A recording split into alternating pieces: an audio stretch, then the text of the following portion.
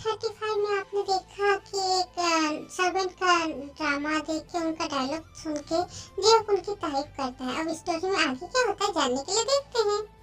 इसके बाद और भी परफॉर्मेंस हुए, सर्वेंट्स ने अपना अपना परफॉर्मेंस दिया। अब आती है बारी थर्ड राउंड की। इस राउंड में जजेस कंटेस्टेंट से क्वेश्चन पूछेंगे और कंटेस्टेंट आंसर करेंगे। सबसे पहले कलवा भैया से 3 क्वेश्चन पूछा। अच्छा तो मिस्टर कलवा भैया, आपने पढ़ाई लिखाई कितनी दूर तक की है? मिस्टर कलवा भैया थोड़ा सांस लेते हैं और फिर बोलते हैं, मैम साहिब मैंने तो जून तक पढ़ाई किया है।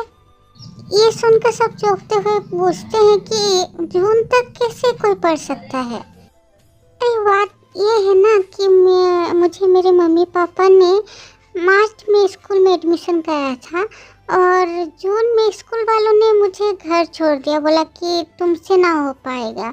सो मैंने मतलब पढ़ाई किया है जून तक। ये सुनकर सब हंसने लगे और नेक्स्ट कंटेस्टेंट से जिमी ने क्वेश्चन पूछा। अच्छा तो अब आप अपने बारे में कुछ बताइए।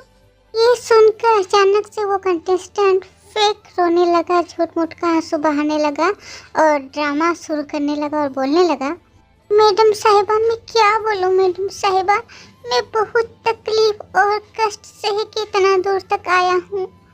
मैं बहुत ज़्यादा गरीब हूँ मैडम, मैं इतना गरीब हूँ कि मैं तो 8 महीने में ही जन्म ले लिया था और मैं जब जन्म लिया था मैं नंगू पुंगू जन्म लिया था, मेरे बॉडी में कपड़े नहीं थे। सोच सकते हो आप मैं कितना गरीब हूँ। और फिर मैंने रोया भी था इस दुख में। हम लोग इतने ज़्यादा गरीब है कि एक से ज़्यादा शादी भी नहीं कर पाए। अब क्या ही बताऊँ मैं अपनी गरीबी। हो सके तो प्लीज़ आप मुझे नेहा कक्कड़ की तरह 5 लाख रुपए दे दीजिए मैडम।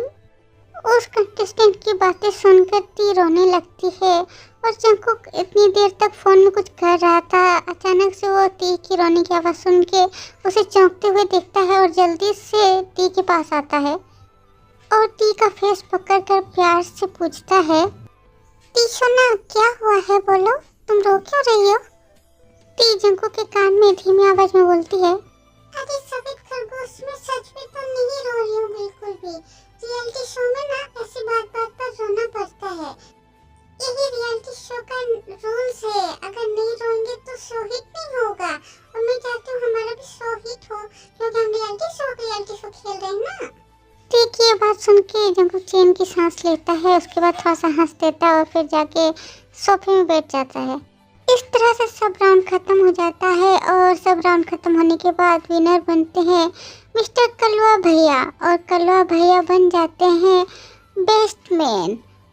ती एक नकली ट्रॉफी कलवा भैया के हाथ में दे देती है। कलवा भैया नकली ट्रॉफी हाथ में पकड़ के रोते हुए मतलब फेक रोते हुए रोटी का नाटक करते हुए बोलते हैं, मैं अपनी इस जीत का श्रेय अपनी खानदान नहीं अपने परिवार मम्मी पापा नहीं उन्हें भी नहीं, अपनी गर्लफ्रेंड नहीं उनको भी नहीं, हाँ मेरी जो वाइफ मुझे जो झाड़ू लात घुसे मारती है, मैं अपना जीत का श्रेय अपनी झाड़ू वाली वाइफ को देना चाहता हूँ। तालिया मतलब सॉरी मेरी प्यारी वाइफ को देना चाहता हूँ। वो सच में बहुत अच्छी है।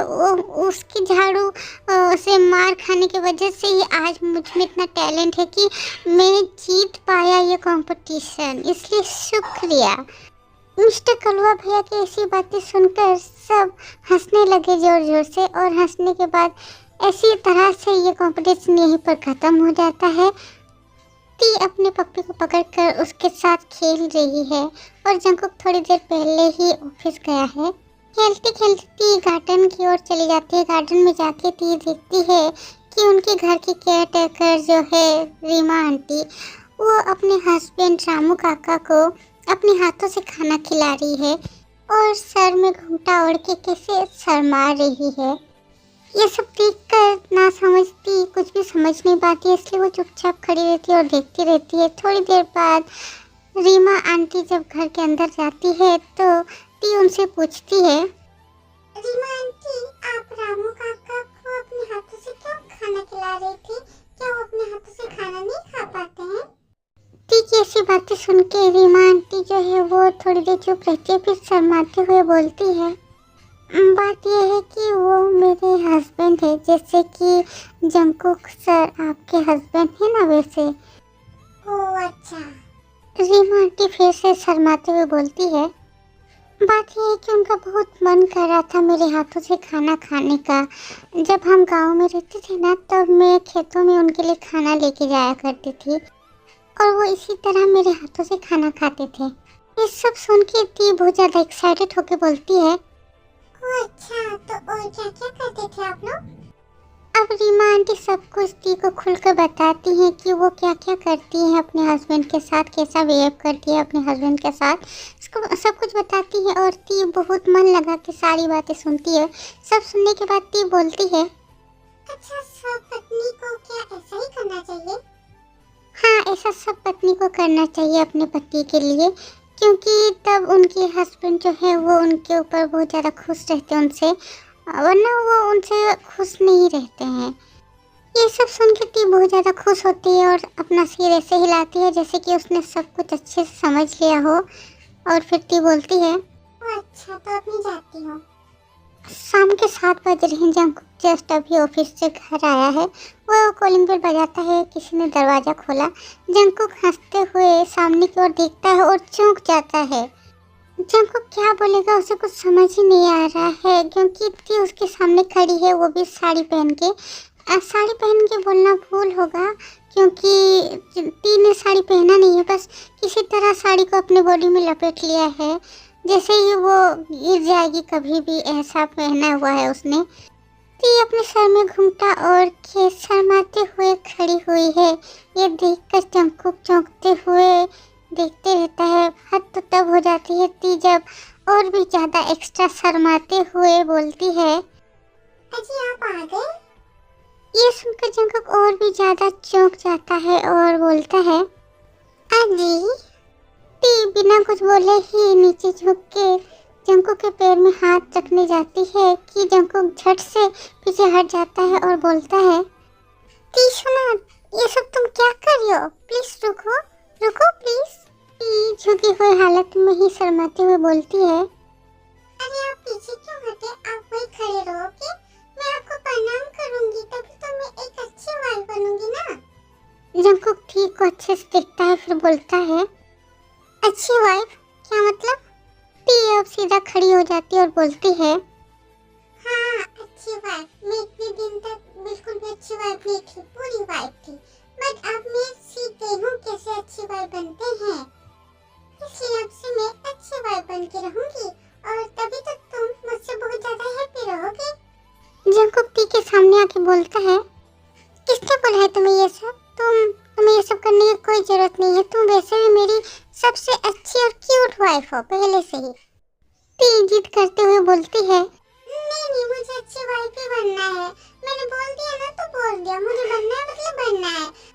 अगर तुमने मुझे अच्छी वाइफ बनने नहीं दिया ना तो फिर देखना मैं रोऊंगी। अब जंकुक पड़ गया बहुत बड़ी मुसीबत में। अब वो क्या करेगा, उसे कुछ समझ ही नहीं आता, इसलिए हार मानते हुए जंकुक बोलता है, अच्छा ठीक है, तुम रोना मत, तुम्हें जो मन वो करो, ठीक है, पर प्लीज रोना मत। ती अब खुश होते हुए बोलती है, ठीक है, तो फिर अब तुम हिलना मत, ओके? ती अब झुक के हाथ से जंकुक के पैर छू के उसे प्रणाम करती है और जंकुक कहे अनुसार चुपचाप खड़ा रहता है। अब ती प्रणाम करने के बाद फिर से शर्माते हुए बोलती है, अजी सुनिए, आप ना जाइए, जाके फ्रेश होके आइए, मैं ना आपके लिए खाना लाके टेबल पे रखती हूँ, ओके?